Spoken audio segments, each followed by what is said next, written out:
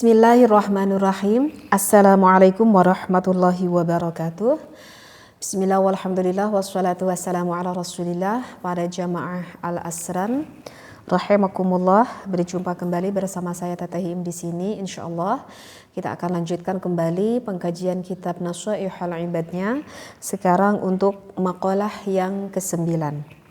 Bismillahirrahmanirrahim. Wal maqalatu tasi'atu, maqalah yang ke-9 an Sufyan ats-Tsauri radhiyallahu an. Ini maqalah yang diterima dari Imam Abu Sufyan ats-Tsauri. Siapakah Abu Sufyan ats-Tsauri itu? Wa huwa Syekhul Imam Malik. Abu Sufyan ats-Tsauri itu adalah gurunya Imam Malik, ya, mazhab Imam Malik, gurunya Imam Malik, yaitu Abu Sufyan ats-Tsauri. Beliau mengatakan bahwa kullu ma'siyatin, setiap maksiat, nasyiatun an syahwatin, yang timbul dari syahwat kita. Syahwat itu adalah diri kita, dari nafsu maksudnya, ya. Aishtiyaqin nafsi ila syai'in, yakni kerinduan jiwa kita itu terhadap sesuatu. Fa innahu yurja ghufranuha, maka sesungguhnya peristiwa itu diharapkan ampunannya. Ail ma'siyati, yakni ampunan dari maksiat itu.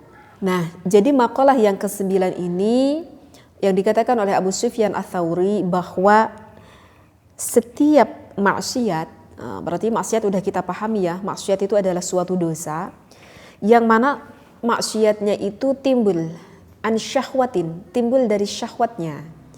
Apa itu syahwat? Barusan dikatakan syahwat itu adalah hawa nafsu kita sendiri, keinginan kita sendiri, atau yang lebih jelasnya adalah aishtiyaqin nafsi, kerinduan jiwa terhadap sesuatu. Jadi yang dikatakan dengan nafsu itu adalah kerinduan jiwa, berarti jiwa itu adalah diri kita sendiri. Ada rasa rindu, artinya rasa rindu adalah ada sesuatu keinginan, berarti yang ditimbulkan oleh diri kita sendiri. Jadi itu ada dinamakan nafsu. Kerinduan di sini keinginan yang diinginkan oleh diri kita ini terhadap sesuatu hal. Meskipun rasa nafsu itu biasanya itu lebih cenderung menginginkan akan sesuatu hal yang tidak diridhoi oleh Allah. Jadi kecenderungan diri kita itu ingin melakukan hal-hal yang bisa dikatakan kurang baiklah, seperti itu. Meskipun nanti itu nafsu itu akan terbagi lagi menjadi beberapa bagian. Ada nafsunya yang baik dan ada nafsu juga yang buruk. Jadi tidak semua nafsu itu dikatakan buruk, karena ada juga nafsu yang baik, seperti itu, ya. Nah, kalau yang cenderung kepada suatu kemaksiatan, nah itu udah tentu bahwa itu adalah sesuatu nafsu yang cenderung kepada melakukan sesuatu hal yang buruk, gitu. Tetapi di dalam kitab ini sih tidak diterangkan pembagian dari syahwat atau pembagian dari nafsu itu, ya. Maka tidak saya bahas di sini. Nah, kemudian di dalam kitab ini dikatakan kullu maksiatin, setiap maksiat nasya'at an kibrin, yang timbul dari suatu kibrin itu adalah suatu kesombongan. Nah, ini kesombongan juga ada kan, ada di dalam hati kita. Berarti ini pekerjaan hati ini. Ay da'wal fadli, yakni mengakui dirinya itu mempunyai kelebihan. Fa innahu la yurja ghufranuha, maka sesungguhnya peristiwa itu tidak dapat diharapkan akan ampunannya. Li'anna ma'siyata iblis akan asluha, karena maksiat iblis itu adalah bersumber ail ma'siyati minal kibri, dari kesombongan. Maksiat yang bersumber dari kesombongan. Nah, berbedanya dosa yang ditimbulkan dari syahwat ataupun dari nafsu itu sendiri, itu besar sekali peluangnya akan mudah diampuni oleh Allah Subhanahu wa ta'ala. Berbeda dengan dosa yang bersumber an kibrin, berbeda dengan dosa yang bersumber dari kesombongan. Kalau dosa yang bersumber dari kesombongan, dari ketakaburan, itu sebetulnya peluang untuk diampuni oleh Allah itu agak sedikit. Tetapi di sini di dalam kitab ini tidak dikatakan, bukan berarti orang yang bersombong itu tidak diampuni oleh Allah. Ya jikalau orang tersebut bertaubat kepada Allah, semua dosa apapun itu ya akan diampuni oleh Allah. Hanya ini bisa dikatakan peluangnya itu loh. Kenapa seperti itu? Saya bacakan dulu referensinya ya sampai selesai. Yaz'umu anhu khairun min sayyidina Adam. Iblis menyangka bahwa sesungguhnya ia lebih baik dari baginda kita Nabi Adam alaihissalam. Wali anna zallata, karena sesungguhnya kesalahan Sayyidina Adam alaihissalam karena asluha minasyahwati. Nah, kalau kesalahan yang dilakukan oleh Nabi Adam alaihissalam itu yang bersumbernya dari nafsu. Bukan bersumber dari suatu kesombongan Nabi Adam, bukan. Tetapi kesalahan yang dilakukan Nabi Adam itu adalah bersumber dari nafsu, dari dirinya. Kerinduan jiwanya, menginginkan akan sesuatu perkara tersebut.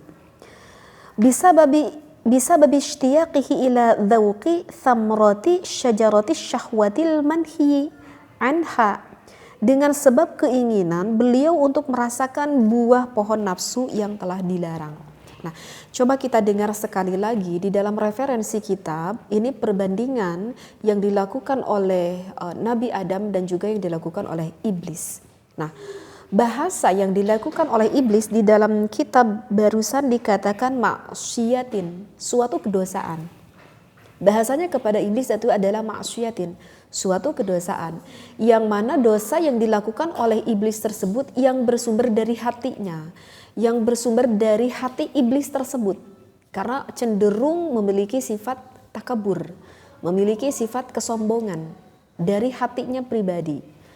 Berbeda dengan li'anna zallata, bahasa di dalam kitab ini dikatakan bukan maksiati Sayyidina Adam, tidak, bahasanya tidak maksiat kepada Nabi Adam, tetapi bahasanya zallata, bahasanya adalah suatu kesalahan, bukan suatu maksiat. Kalau maksiat itu kan suatu dosa. Tetapi kalau dibahasakan kepada Nabi Adam itu adalah zallata, kesalahan. Kenapa dibahasakan seperti itu kepada para nabi dan juga para rasul? Karena memang setiap para nabi dan para rasul itu sudah dimaksum oleh Allah, sudah diraksa oleh Allah. Semua yang telah dilakukan para nabi, para rasul, semuanya itu akan diampuni oleh Allah Subhanahu wa taala. Maka sebetulnya agak kurang layak ya kalau misalkan kita berkata kepada Nabi Adam, dosanya Nabi Adam gitu ya misalkan, ataupun dosanya Nabi Nuh misalkan ya yang dimakan ikan. Itu bahasa yang tepatnya itu adalah kalau di dalam Al-Quran adab tatakramana zallata, tidak membahasakan maksiat tetapi kesalahan. Berbeda dengan kesalahan maksiat itu dengan kesalahan itu berbeda. Kesalahan yang dilakukan oleh Nabi Adam itu bukan bersumber dari maksiat, tetapi kesalahannya itu bersumber dari nafsu, bersumber dari keinginan, kerinduan di dalam dirinya yang menginginkan, ingin mendapatkan suatu hal. Apa yang diinginkan oleh Nabi Adam pada saat itu ketika di surga, yaitu ingin merasakan, dirinya menginginkan memakan buah yang dilarang oleh Allah untuk dimakannya, yaitu buah khuldi. Seperti itu. Sehingga mudah sekali diampuni. Berbeda dengan orang yang takabur, karena itu bersumbernya itu dari hatinya. Dari hatinya itu agak sulit. Misalkan kalau kita melihat orang ya, misalkan nih kita melihat orang. Ada orang yang melakukan dosa besar. Misalkan orang tersebut melakukan dosa zina. Semua orang tuh udah pada tahu kalau zina itu adalah dosa besar. Misalkan orang tersebut mencuri misalkan. Semua orang udah tahu kalau mencuri itu adalah dosa besar gitu ya. Membunuh itu adalah dosa besar. Semua orang tuh udah pada tahu. Dan dirinya juga sudah tahu bahwa itu adalah dosa besar. Nah kemungkinan dirinya sendiri menyadari, orang yang melakukan zina tersebut dirinya itu menyadari, ya Allah aku tahu aku ini melakukan suatu dosa besar, tetapi ya Allah kenapa aku melakukan dosa ini, itu dikarenakan ada suatu keadaan yang aku menjurung kepada aku sehingga aku terjerumus melakukan dosa perzinahan ini. Dikarenakan ekonomi lah mungkin kenapa ia menjadi pekerja seperti itu gitu ya. Kenapa orang tersebut mencuri, mungkin dikarenakan ekonominya yang kurang juga. Itu kan bisa ada kendala-kendala yang menjurung orang tersebut melakukan hal tersebut. Dan kemungkinan besar orang-orang tersebut menyadari kok hatinya bahwa yang ia lakukan itu adalah dosa. Nah ini yang diinginkan oleh Allah. Ketika seseorang melakukan dosa, hatinya menyadari, hati kecilnya menyadari bahwa itu adalah suatu dosa. Berbeda dengan apa dosa yang dilakukan oleh iblis. Kalau dosa yang dilakukan oleh iblis itu hatinya merasa dirinya itu gagah, merasa dirinya itu mampu, merasa dirinya itu paling baik, merasa yang paling segalanya. Gitu. Itu sulit untuk mendapatkan ampunan dari Allah. Kenapa? Bukan artinya tidak diampuni oleh Allah, sulit. Kenapa sulit? Karena dirinya sendiri tidak merasa bahwa sifat kejelekan yang ada di dalam hatinya, bahwa itu adalah suatu kesalahan, bahwa itu adalah suatu dosa. Sehingga orang yang takabur, orang yang sombong itu sulit sekali dikasih masukan pepatah yang benar. Karena merasa dirinya itu tidak berdosa. Dosa apa aku? Misalkan ini contohnya yang tadi, orang yang pekerja PSK, maaf saya berkata seperti ini, ataupun benzina. Dirinya merasa, aku selalu melakukan dosa ini dan aku sadar ini dosa. Ada satu sosok lagi, ini misalkan seorang yang alim, yang paham akan ilmu agama, atau ini bisa dikatakan orang yang ahli ibadah deh. Orang yang ahli ibadah, bukan orang yang alim. Contohnya orang ahli ibadah. Orang ini setiap harinya bisa melaksanakan dari pagi, melaksanakan sholat duha sampai 8 rakaat, witirnya tidak pernah tertinggal, tahajudnya setiap malam tidak pernah tertinggal, satu hari ia bisa melaksanakan mengaji Al-Quran sampai 1 juz misalkan. Artinya ibadah-ibadahnya banyak sekali yang ia lakukan.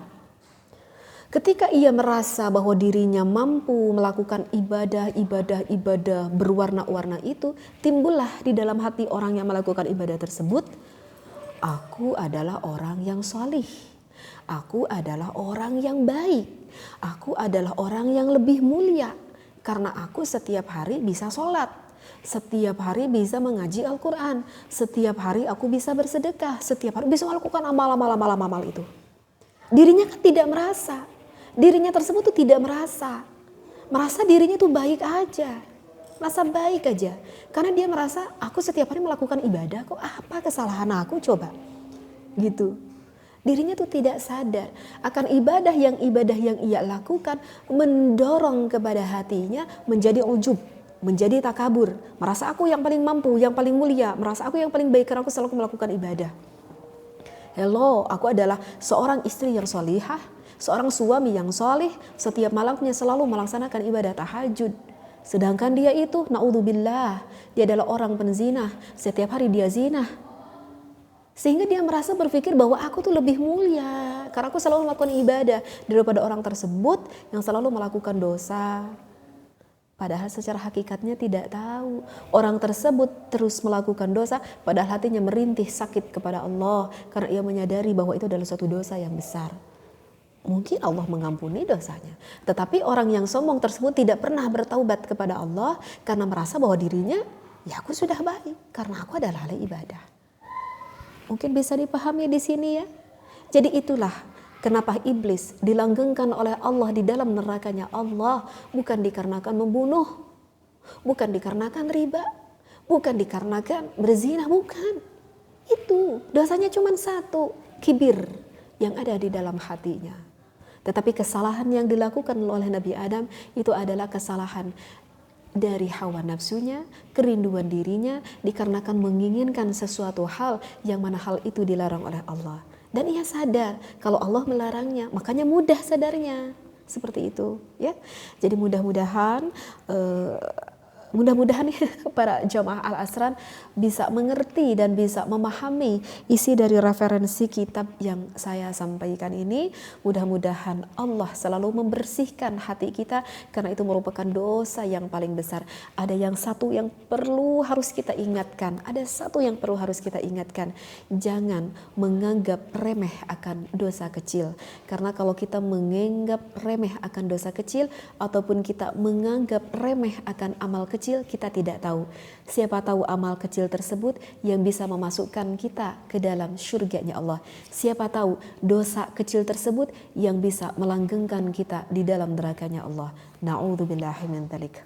Wallahu a'lam. Wassalamualaikum warahmatullahi wabarakatuh.